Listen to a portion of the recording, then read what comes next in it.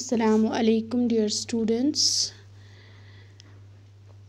Yesterday we have completed 3 questions of the poem My Mother at 66. So today we are going to write question number 4 of the poem My Mother at 66. So question number 4 is, why is the mother compared to late winter's moon? Mother को क्यों compare किया गया है winter moon से? The moon in late winter looks dull and pale, so the poet associates her mother to the moon. Her mother has grown old and has lost all her charm and energy. That is why she looks dull, pale and lifeless, and is likely to disappear like the winter's moon. जो winter का moon होता है सर्दियों में, वो बिल्कुल जर्द रंग का होता है और डल होता है। तो इसीलिए यहाँ पे जो पोइट हैं उसने अपनी माँ को उसके साथ तशबीह दी है, क्योंकि उसकी माँ भी बूढ़ी हो चुकी है। उसके जो वो चार्म है, एनर्जी है, वो सब कुछ खत्म और वो डल दिख रही है, पेल, उसका जर्द चेहरा और जिसमें जान ही नहीं है। तो जिस तरह विंटर मून वो हमें दिखाई नहीं देता है, वो बहुत डल दिखता है बादलों के नीचे विंटर्स में, इसी तरह उसने अपनी माँ को उसके साथ कंपेयर किया है। So question number 5 is, what childhood fears do you think the poet is referring to in the poem? हाँ, बचपन में कौन से डर होते हैं जो इस पोएम में पोएट ने रेफर किया है? The child always feels fearful once it is detached from its mother. Even for a minute, the poet in the poem felt the same fear as she watched her mother grown pale and weak. She felt that she would perhaps soon lose her and might never see her again. This, though, kept eating her from within. जिस तरह बचपन में एक बच्चे को जब अपनी माँ से 1 मिनट के लिए भी दूर किया जाता है तो वो बहुत डर जाता है। तो उसको लगता है कि शायद उसकी माँ उससे छीन गई है। इसी तरह ये जो पोएट है इस पोएम में उसी तरह का डर उसके मन में है।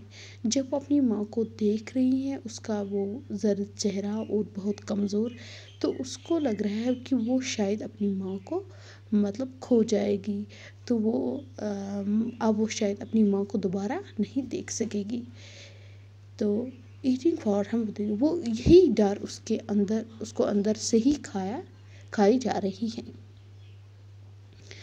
Question number 6 is, what does Kamala Das do after the security check? What does she notice? जब सिक्योरिटी चेक कमला दास को हुआ एयरपोर्ट पे, तो उसने नोट्स क्या किया?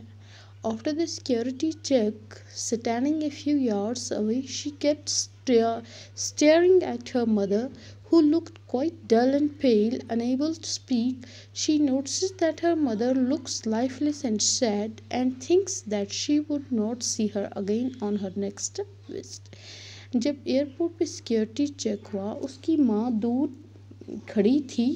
तो जब वो अपनी माँ को घूर रही थी तो उसको वो बहुत ही वीक लग रही थी, बहुत उसका चेहरा पीला पड़ चुका था और न वो बात कर सकती थी। तो उसने ये नोटिस किया कि उसकी माँ के अंदर जान ही नहीं है और वो बहुत ही गमगीन है। वो सोच रही थी कि क्या पता शायद मैं इसको दोबारा देख सकूं या ना देख सकूं। यही डर उसके मन में था कमला दास के। So question number 7 is, but all I said was see you soon, Amma, and all I did was smile. But what did the poet actually feel at the moment? The poet wears a smile just to hide the pain of separation from her mother, whom she might never see again. The poet is actually very sad, but just to pacify her mother, she smiles to show her that she is fine. जो poet थी उसने अपने चेहरे पे मुस्कान दी, smile दी। क्यों? जो उसके अंदर दर्द छुपा हुआ था अपनी माँ के दूर जाने का, उसको छुपाने के लिए। उसको पता था शायद मैं अपनी माँ को दोबारा ना देख सकूं। तो पोइट एक्चुअल में बहुत गमगीन थी, तो वो अपनी माँ को देखना चाहती थी गौर से, तो इसीलिए वो बार बार स्माइल दे रही थी और अपनी माँ को दिखाना चाहती वो ठीक है, उसको शो करना चाहती थी। क्वेश्चन नंबर 7 का B part, why did the poet say see you soon Amma? What does the poet actually mean by smile? Smile and smile, what kind of smile is it? The poet's words are merely superficial, as she wants to assure her mother of meeting again, though in her hearts of hearts she is shattered, as the fate of her mother is but too evident. The poet has used the word smile as repentant. She wants to show to the readers that she had nothing to say, hence is just smiling. The smile itself is fake, that didn't spring from the heart, because pain of separation is saddened her. This smile is just a thin lid on the bitter reality which us that her mother is in the throes of pain. तो बार बार क्यों कह रही अपनी माँ को सी सून अम्मा, मतलब जल्दी में आपको देखने आऊँगी, जल्दी में दिखाऊँगी। और उसकी स्माइल देने का, स्माइल वो स्माइल कौन सी स्माइल थी, वो किस तरह की स्माइल थी? वो जो पोइट के वर्ड्स थे वो सिर्फ दिखावे के थे। वो अपनी माँ को यकीन दिखाना चाहती थी कि उसके, हाँ, उसका जो मन है वो बिल्कुल ठीक है, उसका हार्ट बिल्कुल ठीक है, लेकिन वो उस जो वो अंदर वो अपनी माँ के लिए ख़त्म हो चुकी थी, वो अपनी उसके किस्मत के मुतालिक सोच रही थी। बट ये पूरा एविडेंट था, पूरा मतलब यकीन था उसको कि उसकी माँ शायद अब ज़्यादा देर तक ज़िंदा नहीं रहेगी। जो ये वर्ड स्माइल स्माइल स्माइल यहाँ पे ये रिपीट किया गया 2-3 बार, वो दिखाना चाहती थी रीडर्स को कि शी हैड नथिंग टू से, हेंस इज जस्ट स्माइलिंग। वो कुछ कहना नहीं, सिर्फ वो स्माइल देना चाहती है। ये स्माइल दूर से लगती, ये फेक स्माइल थी कि उसके हार्ट में एक्चुअली बहुत डर था, अपनी माँ को अपनी माँ से दूर जाने का डर उसके अंदर था। लेकिन वो स्माइल वो झूठ मूठ की स्माइल थी, दिखावे की स्माइल थी। तो लेकिन अंदर से वो बहुत दुखी थी। तो वो एक ढक्कन की तरह वो स्माइल थी, एक सच के ऊपर कि जो उसकी माँ का वो पेन था, दर्द था, उसको छुपाने के लिए वो स्माइल बार बार स्माइल दे रही थी। Question number 8 is, discuss the mother-daughter relationship as described in the poem. तो इस पोइट में मदर डॉटर रिलेशनशिप क्या है?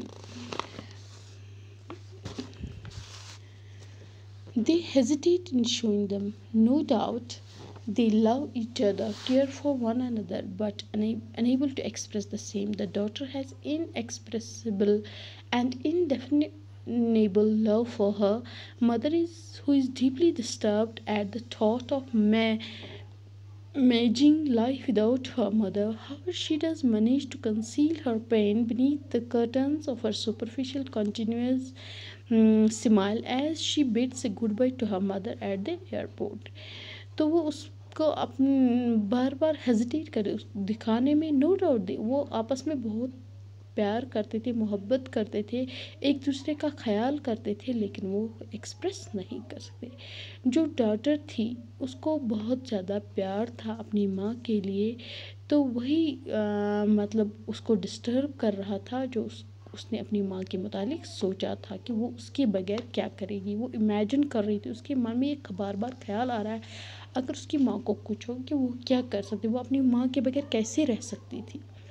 However, she does manage to conceal her, अपने पेन, अपने दर्द को छुपाने के लिए उसने जो वो बार बार स्माइल मुस्कान दे रही थी, वो दिखावे की मुस्कान दे रही थी एयरपोर्ट पे, अपनी माँ को गुड बाय मतलब अच्छे से उसको रुखसत देना चाहती थी, लेकिन अंदर से उसको बहुत बहुत ज़्यादा दुखी थी। Question number 9 is, discuss the emotional account of the poet towards the numbered days of her mother. Emotional account of the poet towards the number days of her mother. क्या ये जज्बात थे पोइट के अपनी माँ के मुताबिक कि वो गिने चुने कुछ दिन थे उसकी माँ के। This poem can be called an emotional account of the poet towards the numbered days of the poet's mother. The poem revolves around the advancing age of the poet's mother and the fear adhered to it of loss and separation. The poet seems helpless as she leaves for cotton. When she looks at her mother's corpse-like Asian face, it reminds her of her approaching death. She obviously feels the pain of her mother but is unable to react. The reason could be that she didn't want her mother to break down emotionally. That is why she tries to hide her feelings. Otherwise, she is aware of her mother's numbered days, but she can't stay back. She is happy to see her mother breathing, but she is beset with sorrow and insecurity as she departs at the airport, bidding goodbye to her mother and trying to hide fears by smiling as she is looking at her. ये जो poem है इसमें मतलब जज्बात अपने जो poet थी उसने जज्बात दिखाए अपने मतलब पोइट की मदर के लिए, मतलब उसकी मदर के लिए जो वो गिने चुने दिन थे। ये जो पोइम है एक्चुअली उसमें दिखाया गया है कि जो उसकी एज थी, पोइट की माँ की एज थी, तो वो ये दिखाना चाहते उसमें जो वो मतलब उसका खोना और उससे जुदा होना, ये उसका डर दिखाया गया है इसमें। The poet seems helpless actually, तो ये जो पोइट थी वो बिल्कुल हेल्पलेस, बिल्कुल ना उम्मीद दिख रही थी कि जैसे जो ही वो कोचिंग के लिए निकली, जब वो माँ की तरफ उसको लग रहा था वो एक डेड बॉडी है, मतलब उसका फीका हुआ चेहरा था, वो उसको उससे उसको लग रहा था वो अब उस मतलब वो कभी भी मर सकती हैं। वो पेन, वो दर्द अपनी माँ का बहुत ही मतलब महसूस कर रही थी अंदर से, लेकिन वो मतलब रिएक्ट नहीं कर रही थी, दिखा नहीं रही थी। The reason could be that she didn't want her mother to break down emotionally. वो अपनी माँ को मतलब इमोशनली डाउन नहीं करना चाहती थी, वो अपने जज्बात से उसको दुख नहीं पहुंचाना चाहती थी, वो अपनी जज्बात को, अपने एहसास को अंदर ही छुपा रही थी, क्योंकि उसकी माँ को उसके जज्बात देखकर वो भी दुखी हो गई। Otherwise she is aware of her mothers. तो अगर दूसरी साइड से देखें, वो उसको पता था, वो अवेयर थी अपनी माँ के उन गिने चुने दिन से कि वो मतलब वो अब वापस नहीं आएगी, शी कांट स्टे बैक, वो वापस नहीं आएगी। She is happy to see her mother breathing, वो बहुत खुश है जो उसकी माँ सांस ले रही थी। She is बेसेट with sorrow and insecure she departs, जो वो बहुत ही गमगीन थी, बहुत ही इनसिक्योर फील करती थी जब एयरपोर्ट पे उसने अपनी माँ को गुड बाय कहा, रुखसत दिया। उसने बहुत ही डर अंदर छुपाया अपनी फेक स्माइल से, अपनी मुस्कान से, जो उसके दुख थे वो उसने अपने मन में ही छुपाए। तो इसमें कुछ पोइटिक डिवाइसेस हैं। What are the similes used in the poem. Similes उसमें क्या क्या हैं। Her face ashen like that of corpse when pale as late winter's moon. ये इसमें कुछ सिमिलीज हैं। But what are the images used by the poet to describe death in the poem? क्या क्या images हैं? The poet beautifully used the image of waning late winter moon to describe death. ये images हैं, उसको अपनी माँ के साथ कंपेयर किया। This pale white moon gets thinner and thinner and at last disappears completely into the dark night. ये जो मून आहिस्ता आहिस्ता ख़त्म हो जाता है, फिर ये completely अंधेरे रातों में गुम हो जाता है। In the same way, old age makes a person weaker and weaker and takes the person to the eternal darkness of death. इसी तरह एक जो बूढ़ा होता है उसकी एज आहिस्ता आहिस्ता ख़त्म हो जाती है, वीक हो जाती है, और वो उसकी दूसरी दुनिया में ले जाती है, जो अंधेरों की दुनिया है मरने के बाद। Cite one example of contrast from the poem. The poet has used a lovely image of merry children playing out of their homes to bring about the contrast between childhood and age. क्या image है, छोटे छोटे बच्चे जो अपने घरों से निकल रहे बहुत ही खुश थे, उसको कंट्रास्ट किया है बचपन or old age. While the children outside making merry, बाहर जो बच्चे थे वो बहुत ही खुश थे अपनी लाइफ से, क्योंकि उनकी लाइफ स्टार्ट हुई. The mother of Kamala Das is struggling to keep awake as she is clouded by death. उसकी माँ लड़ रही थी क्योंकि वो अब उससे डेथ का सामना मतलब नज़दीक था, उसको डेथ का सामना मतलब करना था.